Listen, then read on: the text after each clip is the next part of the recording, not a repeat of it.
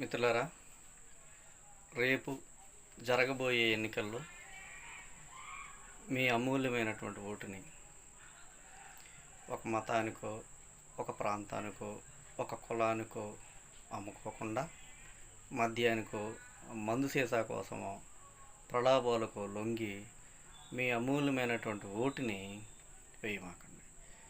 ఆ ఓటు కోసం బాబాసాహెబ్ అంబేద్కర్ తన జీవితకాలం పోరాటం చేయాల్సి వచ్చింది.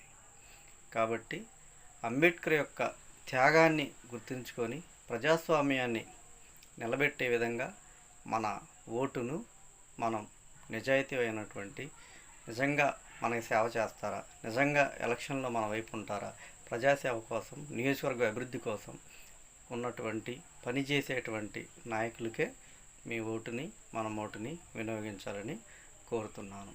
జై భీమ్, జై భారత్.